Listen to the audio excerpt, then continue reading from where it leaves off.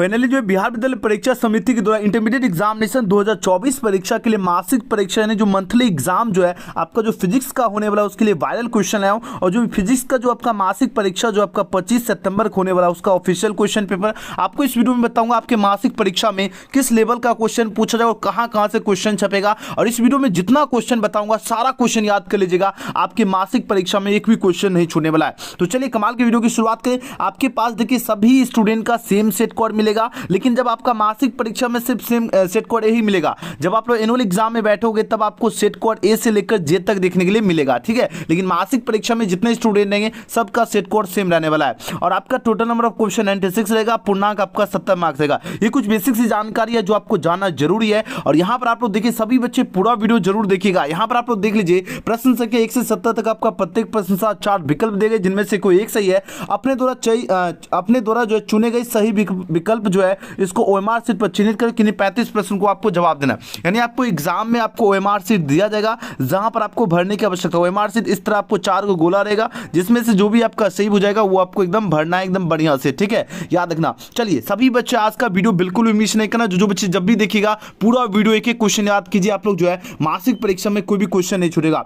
चलिए पहला प्रश्न देखिए, आंसर लगे इसका राइट आंसर क्या होगा। प्रश्न क्या है, संलग्न चित्र ए और बी जो है इसके बीच जो है तुल प्रतिरोध क्या होगा। देखो यहाँ पर ए है और यहाँ पर बी है। अब इसके बीच में आपको बताना तुल प्रतिरोध क्या होगा। तो इसको आपको R1 मान लेना, इसको आपको R2। तो इसका तुल प्रतिरोध जो होता है R1 इंटू R2 होता है। क्या होता है, R1 इंटू R2 अपॉन होता है R1 प्लस R2 होता है। तो R1 कितना है, 2 है, यानी 2 गुना 2 और R1 प्लस R2 यानी 2 प्लस 2 4/4। ये कटेगा तो बचेगा क्या, 1 ओम। यानी यहाँ से आपका 1 ओम निकल गया और 2 ओम पहले से 2 और 1 ओम कितना हो गया, 3 ओम हो जाएगा। ऑप्शन नंबर इसका क्या होगा, सही उत्तर ऑप्शन नंबर इसका बी हो जाएगा, बिल्कुल सही जवाब। चलिए अगला प्रश्न देखिए फटाफट। और जितना क्वेश्चन है ये सारे प्रश्न एकदम बढ़िया से याद करना है। दूसरा क्वेश्चन क्या, हाइड्रोजन स्पेक्ट्रम की कौन सी श्रेणी प्रवेगनी में पड़ती है। तो आपको याद है प्रवेगनी में जो पड़ती है लाइमन श्रेणी, लाइमन सीरीज जो आपका प्रवेगनी में पड़ती है। एग्जाम में छपने वाला क्वेश्चन है, याद रखना ऑप्शन है इसका बिल्कुल सही जवाब है। अगला प्रश्न देखिए क्वेश्चन नंबर 3 पूछा जाए क्या, पी टाइप का जो अर्धचालक जो इसमें मुख्यधारा वाहक क्या होते हैं। यानी पी टाइप का अर्धचालक में जो मुख्यधारा वाहक होता है होल छिद्र होता है। याद रखना 20 का करेक्ट हो जाएगा। अगला प्रश्न, सभी बच्चे आराम से जो है ना पूरा वीडियो जरूर देखना है ताकि एक एक क्वेश्चन एकदम याद कर लो। एग्जाम में एक भी क्वेश्चन नहीं छूटने वाला है। निम्नलिखित में कौन पूछा जा रहा है क्या, विद्युत चुंबकीय तरंग वाले गुण का है। विद्युत चुंबकीय तरंग वाले गुण का कौन होगा, तो गामा किरणें आपका क्या होता है, विद्युत चुंबकीय तरंग वाले गुण का होगा। ऑप्शन नंबर सी इसका सही जवाब है। अगला प्रश्न देखिए नेक्स्ट क्वेश्चन पूछा जा रहा है क्या, क्वेश्चन नंबर 5 देखिए आंसर लगे इसका राइट आंसर क्या होगा। प्रश्न है नामांकित में जो है किसे महत्तम मतलब ज्यादा जो क्षमता है किसके पास होती है, तो गामा किरणें के पास होती है। एकदम बढ़िया से याद रखना और बार बार एग्जाम में क्वेश्चन पूछा जाता है, तो ऑप्शन नंबर डी इसका सही जवाब है। अगला क्वेश्चन देखिए नेक्स्ट क्वेश्चन पूछा जा रहा है क्या, और गेट के लिए बुलियन व्यंजक एग्जाम में सीधे छपेगा। याद रखना और गेट के लिए बुलियन व्यंजक क्या होता है बताओ जरा। 4 ऑप्शन यहाँ पर दिया जा रहा है, तो और गेट का होगा a + b = c हो जाएगा। ऑप्शन नंबर इसका सही जवाब है। अगला क्वेश्चन देखिए नेक्स्ट क्वेश्चन पूछा जा रहा है क्या, दिए गए चित्र में a और b के बीच पूछा जा रहा है क्या, तुल्य धारिता क्या होगी। सेम से आपको निकालना है। यहाँ से देखो R1 इंटू R2 जो हमने आपको बताया हूँ, यानी 6 गुना 6 कितना होगा 36 और 6 + 6 12। तो 12 × 36 3 माइक्रोफेराड हुआ और 3 और 6 कितना होगा 9 माइक्रोफेराड हो जाएगा। यानी ऑप्शन नंबर क्या होगा, ऑप्शन नंबर सी इसका करेक्ट आंसर है। चलिए अगला प्रश्न देखिए नेक्स्ट क्वेश्चन देखिए क्वेश्चन नंबर 8 में प्रश्न क्या है, विद्युत परिपथ की शक्ति एग्जाम में छपेगा ही छपेगा। विद्युत परिपथ जो है इसकी शक्ति पूछा जा रहा है क्या होती है, तो इसकी शक्ति होती है v² हो जाएगा। ऑप्शन नंबर सी इसका बिल्कुल सही जवाब है। एक एक क्वेश्चन जितने स्टूडेंट है सारा प्रश्न याद करना है। चलिए 9 नंबर प्रश्न क्या है, लेंस का नियम संबंध है, यानी Lenz law is associated with dash की बात हो रही है। तो लेंस का नियम जो संबंध है किससे संबंधित है, तो याद रखना ऊर्जा से संबंधित होती है, रिलेटेड होती है, एसोसिएटेड होती है। ऑप्शन नंबर सी इसका बिल्कुल करेक्ट आंसर है। चलिए अगला क्वेश्चन देखिए, कैथोड किरणें बताओ जरा, कैथोड किरणें क्या होती है। कैथोड जो किरणें जो होती है ये आपका निगेटिव क्या होता है, निगेटिव पार्टिकल होता है। ये याद रखना, निगेटिव पार्टिकल कहां पर दिख रहा है, ऑप्शन में यहां पर देखो डी में दिख रहा है। तो कैथोड किरणें क्या होता है, ऋणावेशित कण होता है। एकदम बढ़िया से याद रखना, कैथोड किरणें क्या होते हैं, निगेटिव पार्टिकल। ऑप्शन नंबर क्या होगा, डी इसका सही जवाब है। चलिए अगला प्रश्न एकदम फटाफट जो है जितना क्वेश्चन है सारा प्रश्न एकदम बढ़िया से याद करना है। चलिए 11वां प्रश्न क्या है, प्लांक स्थिरांक की बीमा क्या होती है। प्लांक स्थिरांक जो है इसकी जो बीमा होती है ml² t - -1 होगी। एकदम बढ़िया सी याद देना, सीधे एग्जाम में छपने वाला प्रश्न है। ऑप्शन ए इसका सही जवाब होगा। अगला प्रश्न देखिए, नेक्स्ट क्वेश्चन 12 नंबर प्रश्न क्या पूछा जा रहा है, विद्युत प्रभाव जो है ना, प्रकाश विद्युत प्रभाव की व्याख्या में प्रकाश को क्या माना जाता है? प्रकाश विद्युत प्रभाव की व्याख्या में जो प्रकाश को जो है पार्टिकल माना जाता है। सीधे एग्जाम में छपने वाला प्रश्न है। याद रखना, प्रकाश विद्युत प्रभाव की व्याख्या में प्रकाश को क्या माना जाता है? तो याद रखना, कण माना जाता है। अगले क्वेश्चन की बात करें, क्वेश्चन नंबर 13 देखिए, यहां पर पूछा जा रहा है क्या, निम्नलिखित में किस वैज्ञानिक ने क्वांटम सिद्धांत का प्रतिपादन किया था? क्वांटम सिद्धांत का प्रतिपादन किसने किया था? तो याद रखना अच्छी तरह से, प्लांक ने ही क्वांटम सिद्धांत का प्रतिपादन किया था। नेक्स्ट क्वेश्चन देखिए, क्वेश्चन नंबर 14 देखिए, यहां पर पूछा जाए क्या, हाइड्रोजन स्पेक्ट्रम की कौन सी प्रवेगनी में? एकदम सीधे छपेगा ही छपेगा। लाइमन श्रेणी आपका कहां पर पड़ती है? प्रवेगनी में पड़ती है। याद रखना, इसका करेक्ट हो जाएगा। अगला क्वेश्चन देखिए, नेक्स्ट क्वेश्चन देखिए, क्वेश्चन नंबर 15 है, इलेक्ट्रॉन वोल्ट मापता है। इलेक्ट्रॉन वोल्ट क्या मापता है? इलेक्ट्रॉन वोल्ट जो एनर्जी को मापता है। याद रखना, ऑप्शन डी इसका सही जवाब है। एक एक क्वेश्चन एकदम याद कर लीजिए, एग्जाम में एक भी नहीं छूटेगा। 25 सितंबर की परीक्षा में भौकाल मचाना है। चलिए, निम्नलिखित में कौन आपका विद्युत चुंबकीय तरंग वाले गुण का है? विद्युत चुंबकीय तरंग वाले गुण का क्या होगा? गामा किरणें क्या होगा? विद्युत चुंबकीय तरंग वाले गुण का है, तो ऑप्शन सी इसका क्या होगा? बिल्कुल सही जवाब है। चलिए, अगला क्वेश्चन देखिए, नेक्स्ट क्वेश्चन 17 प्रश्न है, नामांकित में पूछा किससे महत्तम वेदन क्षमता है ना, महत्तम वेदन यानी मैक्सिमम पूछा जाए किसके पास वेदन क्षमता है? 4 ऑप्शन पर दिया जा रहा है। तो याद रखना, गामा किरणें के पास महत्तम वेदन क्षमता होती है। बढ़िया से याद रखना, ऑप्शन नंबर डी इसका सही जवाब है। अगला क्वेश्चन क्या पूछा जा रहा है, 18 प्रश्न देखो, 18 प्रश्न क्या, पी टाइप का अर्धचालक में मुख्यधारावाहक क्या होता है? पी टाइप का अर्धचालक में मुख्यधारावाहक होता है होल चीज। याद रखना, 20 का बिल्कुल करेक्ट आंसर हो जाएगा। नेक्स्ट क्वेश्चन देखिए, क्वेश्चन में देखिए 19, ये एकदम 100% छपेगा। और गेट के लिए बुलियन व्यंजक क्या होगा बताओ? और गेट के लिए a + b होता है। अगर नॉर गेट के बुलियन व्यंजक पूछा जाए तो आपको याद है a + b पर रैंकिंग इक्वल टू ये आपका नॉर गेट होता है, और गेट पूछा जाए तो a + b equal to c, तो ऑप्शन ए इसका बिल्कुल करेक्ट हो जाएगा। नेक्स्ट क्वेश्चन देख लेते हैं, क्वेश्चन में 20 में प्रश्न पूछा जा रहा है क्या, टीवी प्रसारण के लिए जिस आवृत्ति प्राप्त का उपयोग होता है, टीवी प्रसारण में जो आवृत्ति प्राप्त यूज होता है, ये आपका 30 से 300 मेगाहर्ट्ज का उपयोग होता है। और एकदम बढ़िया से याद रखना, बहुत बार एग्जाम में क्वेश्चन पूछा जाता है। चलिए, अगला क्वेश्चन देखिए, और एक एक स्टूडेंट, सभी स्टूडेंट एकदम कमेंट सेक्शन हो या चैट सेक्शन आप लोग आंसर लगाते जाइए, और साथ ही साथ ईमानदारी से एक बार लाइक और चैनल को जो सब्सक्राइब करके बेल आइकन प्रेस कर लीजिएगा। डेली क्लास कीजिए, एक भी क्वेश्चन आपका एनुअल हो या आपका सेंटअप हो या वार्षिक परीक्षा कोई भी, और मासिक परीक्षा किसी में भी एक भी क्वेश्चन नहीं छूटेगा, क्योंकि जो पढ़ा देंगे यहीं से आपका छपेगा, वही क्वेश्चन आपको हम करवाते हैं। ठीक है, चलो 21 नंबर प्रश्न का आंसर लगाओ। इसका राइट आंसर क्या होगा, जब चुंबकीय क्षेत्र की तीव्रता को चौगुना बढ़ा दिया जाता है तो लटकती हुई जो चुंबकीय सुई जो होता है ना, इसका आवर्तकाल क्या होगा? तो इसका आवर्तकाल क्या होगा? डबल हो जाता है, 2 गुना हो जाता है। अगले क्वेश्चन की बात कर लेते हैं। नेक्स्ट क्वेश्चन देखो, 22 नंबर प्रश्न है, खगोलीय दूरदर्शक में अंतिम प्रतिबिंब, यहां से एक क्वेश्चन पूछा जाएगा, अंतिम प्रतिबिंब जो होगा काल्पनिक तो होगा ही होगा, लेकिन उल्टा होगा। ध्यान रखना, ऑप्शन में सी इसका सही जवाब है। अगला क्वेश्चन देखिए, नेक्स्ट क्वेश्चन क्या पूछा जा रहा है, 23, बीटा किरणें विक्षेपित होती है। बताओ जरा, बीटा किरणें जो है यह विक्षेपित होती है कहां? चुंबकीय और विद्युतीय क्षेत्र दोनों हो जाएगा। याद रखना, ऑप्शन नंबर डी इसका करेक्ट आंसर है। नेक्स्ट क्वेश्चन देख लेते हैं, क्वेश्चन में 24 देखिए, क्या गजब का क्वेश्चन आ चुका है। यहां पर आंसर लगे सभी स्टूडेंट चैट सेक्शन या कमेंट सेक्शन। नॉर गेट के लिए बुलियन व्यंजक क्या होगा? देखो, हमने ऊपर और गेट बताया था और साथ ही साथ नॉर गेट भी बताया था। नॉर गेट का क्या होगा? a + b पर रैंकिंग। क्या एग्जाम में आपको इस तरह देखने को मिलेगा, a + b पर रैंकिंग इक्वल टू y, ये क्या होगा? नॉर गेट के लिए बुलियन व्यंजक होता है। ऑप्शन नंबर डी इसका सही उत्तर है। अगला प्रश्न, क्वेश्चन में देखो 25 में प्रश्न क्या पूछा जा रहा है, विद्युतीय परिपथ के किसी बिंदु पर सभी धाराओं का बीजगणितीय योग क्या था? सभी धाराओं का बीजगणितीय योग 0 होता है।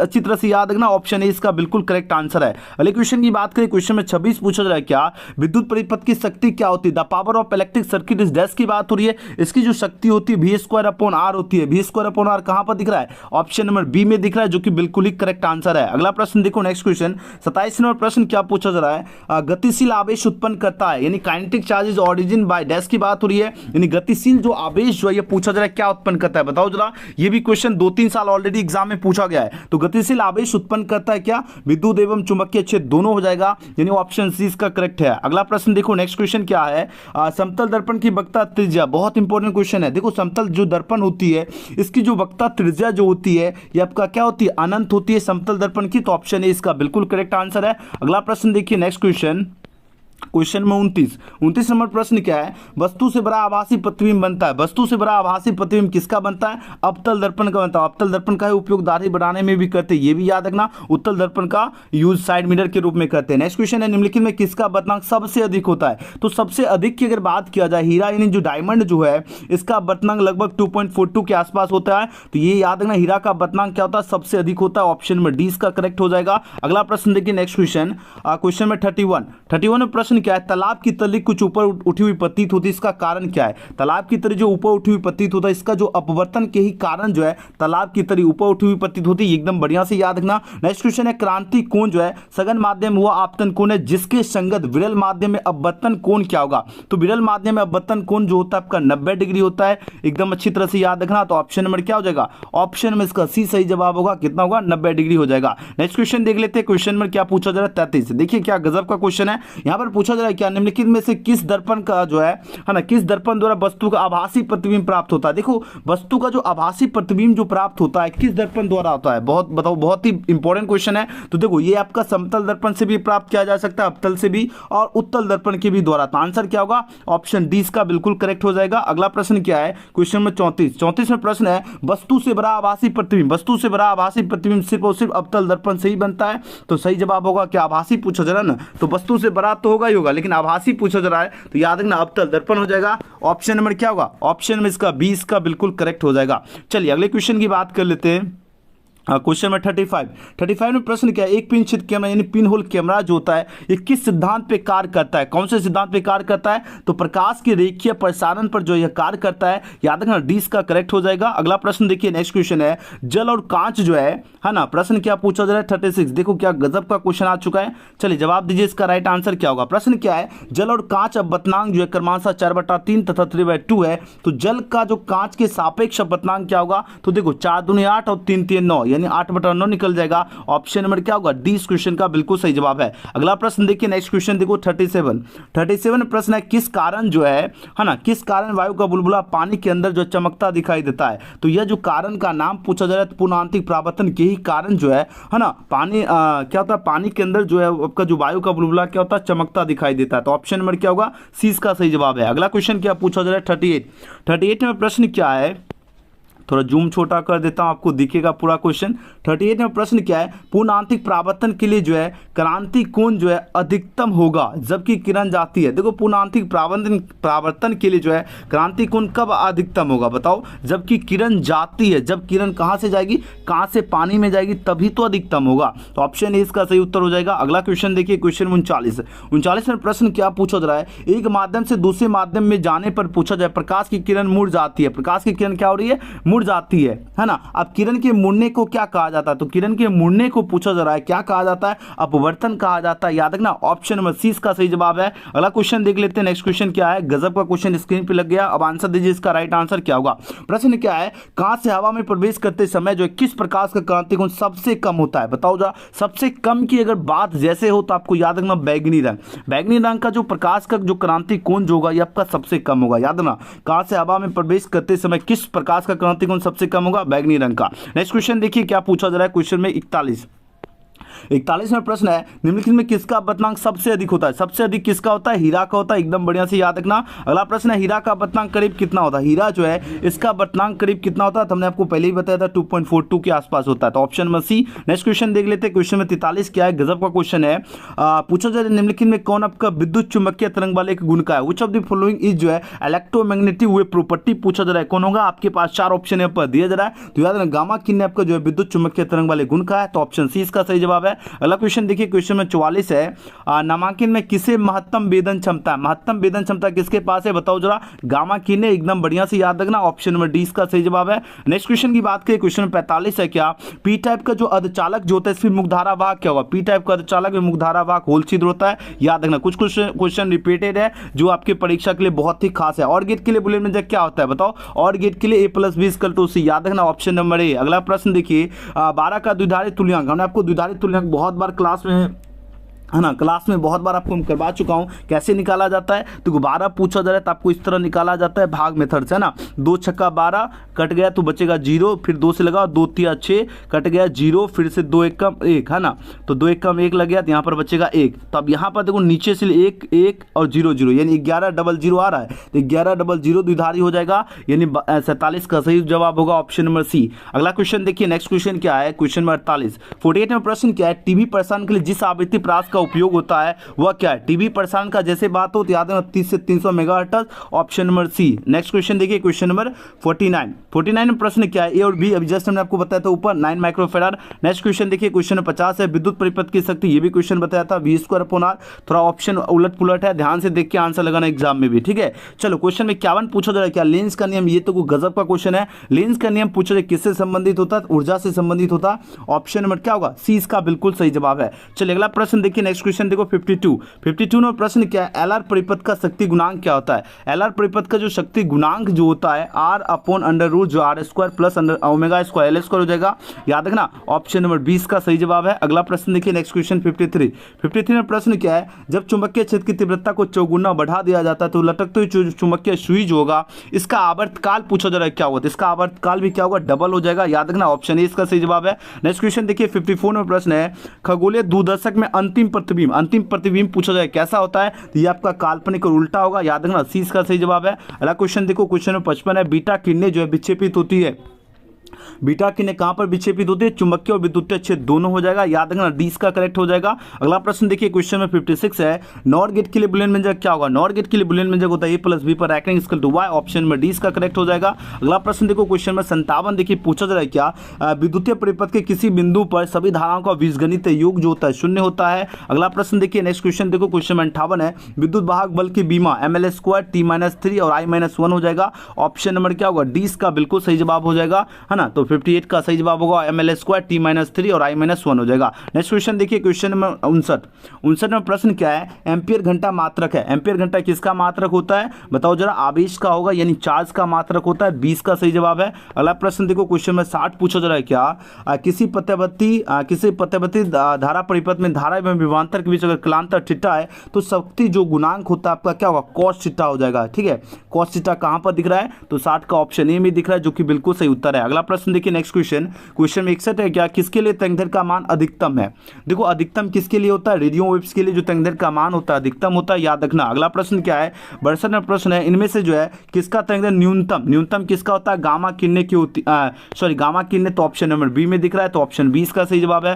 अगला प्रश्न देखो, क्वेश्चन में 63 है, क्या प्रकाश तंतु संचार किस घटना पर आधारित? प्रकाश तंतु संचार जो होती है ये आपका संपूर्ण आंतरिक परावर्तन पर आधारित होती है, टोटल इंटरनल रिफ्लेक्शन हो जाएगा, तो ऑप्शन ए इसका बिल्कुल सही जवाब है। अगला प्रश्न देखिए, नेक्स्ट क्वेश्चन में 64 देखिए, एग्जाम में छपने वाला प्रश्न है, ध्यान दीजिएगा। प्रश्न क्या? एक वस्तु से 3 प्रतिबिंब प्राप्त करने के लिए 2 समतल दर्पण को डैश कोण पर झुकाकर रखना होगा। 2 जो समतल दर्पण होगा उसको 90 डिग्री के कोण पर झुकाकर रखना होगा, ध्यान में रखना। कितना डिग्री? 90 डिग्री। नेक्स्ट क्वेश्चन क्या पूछा जा रहा है? क्वेश्चन में 65 पूछा जा रहा है, क्या किस दर्पण में वस्तु का जो है प्रतिबिंब हमेशा छोटा और आभासी जो दिखाई पड़ता है ये आपका उत्तल दर्पण में कन्वेक्स हो जाएगा, है ना, मिरर हो जाएगा, याद रखना। 20 का बिल्कुल करेक्ट हो जाएगा। अगला प्रश्न क्या है? क्वेश्चन में 66 है, ध्रुव प्रबलता का ऐसा मात्रक क्या होता है? ध्रुव प्रबलता जो होता है इसका ऐसा मात्रक एम्पियर मीटर, याद रखना। सी इसका सही जवाब है। चुंबकशीलता की बीमा, चुंबकशीलता जो है इसकी जो बीमा होती है MLT-2 और I-2 होती है, तो ऑप्शन 20 का सही जवाब है। अगला प्रश्न क्या पूछा जा रहा है? 68 नंबर प्रश्न है,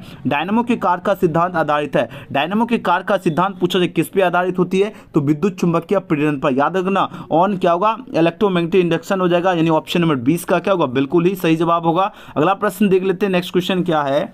क्वेश्चन 69 पूछा जा रहा है, क्या विद्युत चुंबकीय प्रेरण से संबंधित नियम को क्या कहते हैं? विद्युत चुंबकीय प्रेरण से संबंधित नियम को कहते हैं फैराडे का नियम, यानी फैराडेस लॉ कहते हैं, तो ऑप्शन सी इसका सही जवाब है। अगला प्रश्न देखिए 70 नंबर प्रश्न और आज का आखिरी प्रश्न है, निम्नलिखित में पूछा जा रहा है कौन जो है विद्युत चुंबकीय वाले गुण का है? Which of the following is the property of electromagnetic wave की बात हो रही है, तो इसका सही जवाब होगा गामा किरणें जो होती है विद्युत चुंबकीय तरंग वाले गुण का होगा, गामा रेज होगा, ऑप्शन नंबर सी इसका सही जवाब है। वीडियो पसंद आए तो सभी बच्चे एक बार ईमानदारी से लाइक जरूर करना, न्यू स्टूडेंट है आप लोग सब्सक्राइब करके बेल आइकन प्रेस करना, शेयर जरूर करना। जो बच्चे पेड कोर्स में नहीं जुड़े ये मेरा व्हाट्सएप नंबर है, व्हाट्सएप पे मैसेज कीजिए, और जो बच्चे व्हाट्सएप ग्रुप से भी नहीं जुड़े लिंक आपको डिस्क्रिप्शन और चैट सेक्शन में दिया गया है, फटाफट आप लोग व्हाट्सएप ग्रुप से जरूर ज्वाइन हो जाना, ताकि सभी विषय का आपको जो है मासिक, एनुअल और वार्षिक परीक्षा का वायरल क्वेश्चन मिल जाए। ये मेरा व्हाट्सएप नंबर है, इस पर भी मैसेज करके आप लोग ज्वाइन हो जाइएगा, और फटाफट आप लोग पेड कोर्स के लिए आप लोग मैसेज कर सकते हो। तो सभी बच्चे आप लोग सब्सक्राइब करके जरूर बेल आइकन प्रेस कर लीजिएगा, ताकि आपको डेली क्लास का नोटिफिकेशन मिले। वीडियो पसंद आए तो लाइक, सब्सक्राइब, शेयर जरूर करना। मिलते हैं अगले वीडियो में। Thanks for watching.